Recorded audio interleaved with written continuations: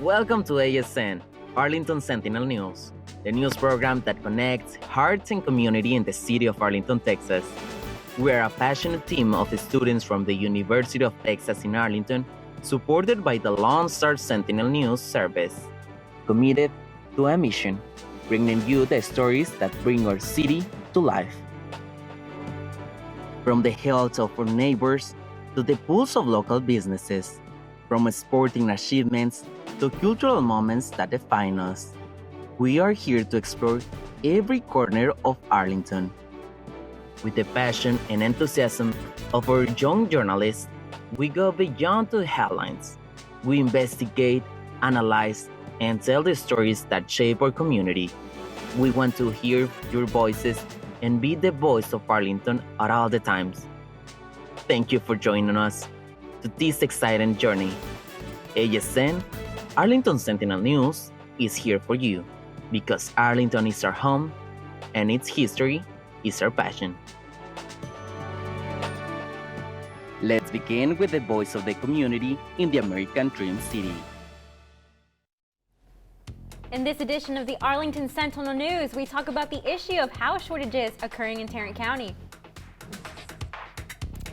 We will get into the issue of teacher shortages and the many job openings for incoming teachers. And over the weekend, Arlington hosted their annual Hispanic Heritage event to kick off Hispanic Heritage Month.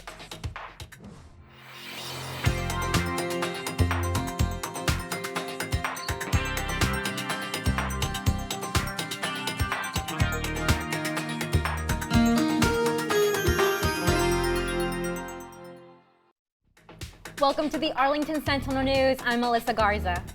And I'm Kiera Robinson. Thank you for joining us.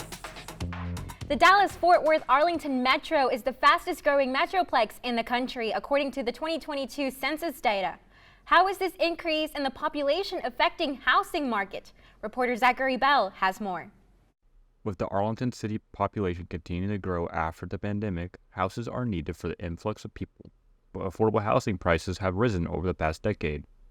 According to a Texas Real Estate Research Center provided by Texas A&M, in 2011, average house prices were $128,000. By 2022, that price raised to $365,000 in 12 years. With people losing their jobs during the worst of COVID, 2020 to 2022, many could not afford to live in their own state. People moved to Arlington as homes were cheaper. People were struggling to buy a house in Arlington during COVID. They expected you to immediately want what they showed you. And so they got frustrated with us not wanting to immediately buy one of the houses they were showing. The market was so volatile that if people did not buy the first or second house they saw, the homes would be gone within days' time. With all the $250,000 homes getting $50,000 in value, prices of homes rose to a new normal of $300,000 plus after the pandemic. So you're the average guy that's been living here his whole life, working here in Arlington, and you see these people that have lived here their whole lives, and they are so mad because they can't afford to live in their own home. The only homes that are under $300,000 in 2023 are homes that require maintenance to be livable. Prices are continuing to rise with little hope to stabilize. Unfortunately, it felt like overnight, Arlington became a place that was not affordable. Zachary Bell, Arlington Sentinel News. Residential areas are still being built to help keep up with the new residents moving into the city. According to the Texas Tribune, Texas has struggled to maintain teachers. With the problem becoming worse after the pandemic, here's how Arlington ISD has done throughout this shortage. For the past couple of years, the state of Texas has seen a shortage of teachers. Many factors attribute to this. From low salaries to unrealistic expectations, this issue does not seem to be solved any day soon. Arlington ISD is the 13th largest district in the state of Texas, with around 60,000 students enrolled. But even with these numbers, there are still many teacher positions open 1 month into the beginning of the 2023-2024 school year. Scott Call, Assistant Superintendent of Human Resources for Arlington ISD, shared how AISD salary-wise has been able to maintain staff. From a retention standpoint, We look regularly at what the local market is paying, and I'm happy to say that we've had multiple successive years with a 4% across the board adjustment for our teaching staff as well as the rest of our employees. Even with the shortages, teachers still continue to leave an impact on their students, leading to many of them following their footsteps. Melanie Castro is a sophomore bilingual education major at UT Arlington, who says that for her, a former teacher is the reason why she decided to pursue a career in education. That she believed in me, so I want to give the kids the same opportunity that I was given as a kid, and that includes me becoming a teacher and helping the kids with all the resources that they would need. And Call shares how AISD recruits students like Melanie and recent graduates from nearby universities and education programs. We're continuing to sponsor those teachers as they come in through both the traditional programs, for example, like a UTA educational program, as well as the alternative programs, whether it be Texas Teachers or ECAP or others. But at the end of the day, there's only one motivation behind future teachers. What's keeping me going right now is thinking about the kids. If you are interested in looking for a career with Arlington ISD, you can visit aisd.net. Local businesses around Arlington are still recovering from the COVID pandemic. We take a look at how they are doing and how they can prepare for future situations. It has been more than 3 years since the start of COVID pandemic, and yet the effect is still lingering among the businesses, especially smaller ones. Among them is a small local taco shop, Tacos La Banqueta, with its owner Ana Luna. Mrs. Luna expressed her concern at how her shop is going through the pandemic's aftermath. It was real slow. Sometimes they come and get food, sometimes they don't. Sometimes this business, it was open the whole time, but I mean it was real slow. Unlike Mrs. Luna's taco shop, however, many local businesses are no longer running. They have to be closed due to no longer making profit. The donut bakery of Mrs. Lisa Kim is one fortunate example, but her business is not always smooth. This is the COVID and there's a slow down and there's this poor and there's a little bit more. Like Mrs. Luna and Mrs. Kim, many local businesses are having concern in case of another pandemic. Fortunately, the experts of Arlington have some advice for them. Have a good banking relationship. You can have a line of credit. Certainly savings is the best way. A combination of savings and a line of credit will get you through those kinds of things. Tinley, Arlington Sentinel News. For more experts' advice, visit Chamber of Commerce website at arlingtontx.com. Cooper is the main street of Arlington with traffic filled with cars and pedestrians. We take a closer look at how youth, students, and residents can deter crime. Around the University of Texas at Arlington, the safety and security of students and citizens are important. Students are actively participating in crime prevention every day when walking to class or to their cars. Physical security such as surveillance cameras, alarms, and help buttons are placed on site. UTA student Jonathan Mata believes the area is a safe place, but he is still aware of all the possible risk that can happen when on campus.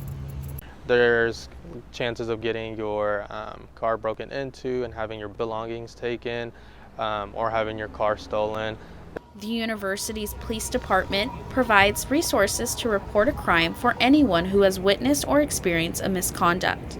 According to the 2023 annual campus security report, UTA experienced incidents in burglary, motor vehicle theft, and aggravated assaults in the past academic year. UTA Police Captain Mike McCord encourages crime awareness for both students and members of the community. We're all in this together, and we're all responsible for helping increase the safety and security around us wherever we may be, and having that message not only come from someone like the police department, but from friends and relatives and things like that. Brianna Villatoro, Arlington Sentinel News. For more information or to report a crime, go to uta.edu/police. When we return, the parking at the UTA Stadium and AT&T Stadium has caused issues for residents in the Arlington community. And over the weekend, Arlington hosted a Hispanic event to start off this month's celebrations of Hispanic Heritage Month. And we will see how the Arlington Community Band has impacted Arlington. Don't go anywhere. We'll be back. Multiple studies have shown that marijuana can slow both driver reaction and response time, which can be really dangerous. He's here. He's here. Wait. What? I can't drive. Why? My. Oh.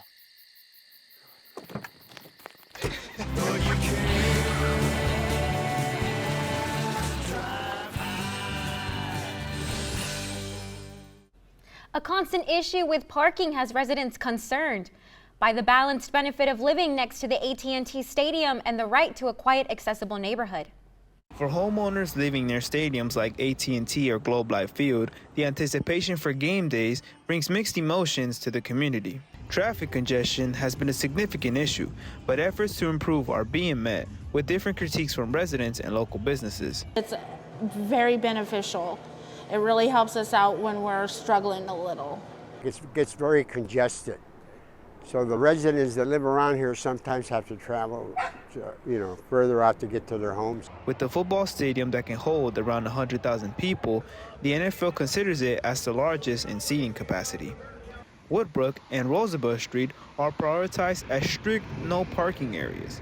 Media Relations Coordinator Tim Ciasco and the City of Arlington are taking action. In response to that, passed an ordinance now where every time we have a major event, and this is primarily going to be at AT&T Stadium, we can activate no parking zones in those residential areas. That way folks aren't able to park in there. They have been working alongside stadium management to address the parking issues by ensuring safety and order. While progress is being made, the number of events at the stadium is growing, leaving residents feeling discontent. On game days, that street down there is so busy, it's impossible to come in this area. She tries to be away from here on game days. For local residents, the desire for stability and balance remains, with hopes that everyone can benefit from this lively community. Alejandro Contreras, Arlington Sentinel News. If you have questions about the Entertainment District Parking Ordinance email event, parking@arlingtontx.gov. Hispanic Heritage Month is celebrated from September 15th to October 15th. This month honors the culture, history, and achievements of both Hispanic and Latin Americans. Let's take a look on how Arlington kicked off the month. The City of Arlington celebrates Hispanic Heritage Month at the Livet Pavilion with foods and drinks. They also feature a Tejano night with Laura y los Brillantes. We are very proud that we are taken in consideration in all events, especially here in Arlington. The people are very passionate. From Monterrey, Mexico, Laura expresses their band's goal towards their audience. To feel like if they are far from home, to feel like they are back in their hometown and feel their roots. I want two people to feel like we are singing for them with all of our soul. Several attendees dressed accordingly to celebrate their month. Today represents Mexico's independence. I myself am from Mexico, from the city of Juarez. So here I am representing my independence. Hispanic Heritage Month will be celebrated for the next few weeks throughout Arlington. Ana Casablanca with Arlington Sentinel News. You can visit arlingtontx.gov for more events. The Arlington Community Band gathers to practice for their upcoming concert in October. Here's reporter Ward Zakik with more.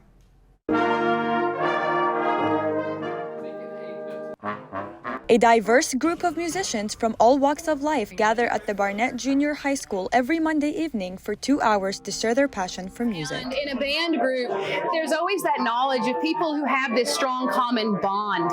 And that's something that I think we lose a lot in the real world. We don't have these common connections anymore. The band was formed in 1976 and it's a nonprofit organization that provides free concerts to the community throughout the year. A collaboration between the band and other bands extends to the performances of joint concerts and all-day events. It's a band of every kind of person in the world. We have people who are professional players. Some of them haven't played their instrument in 20 years. Maybe they played in high school or college and didn't play while their kids were growing up, but now there's a place for them to come back and perform with our group. So most of our group is very amateur, and we'd love to have anybody who wants to come and join us come play with the community band. The band rehearses 4 to 5 times before every concert and performs 6 to 10 concerts a year. Our goal is to offer free concerts for the community throughout the year. So we bring a variety of free music to different churches, to the 4th of July parade.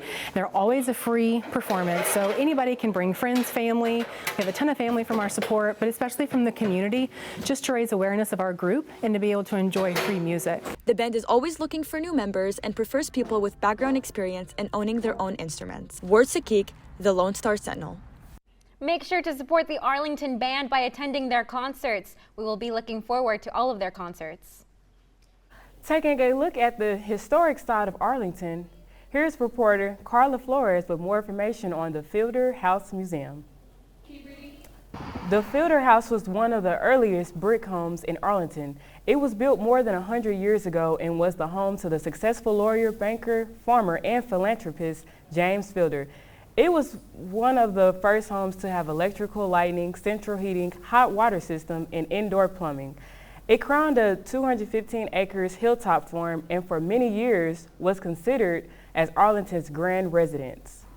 The Fielder House became a museum in 1980 and is located about 5 minutes away from downtown Arlington. This museum is open to the public from Tuesday through Saturday from 11 a.m. to 3 p.m. Even though the City of Arlington has become well known for its newly built entertainment areas, one thing that's been around us that's breathtaking land and beautiful nature environment, our reporter Leslie Solis Hernandez gave us a closer look at River Legacy's Nature Center that has been a part of the community since 1996.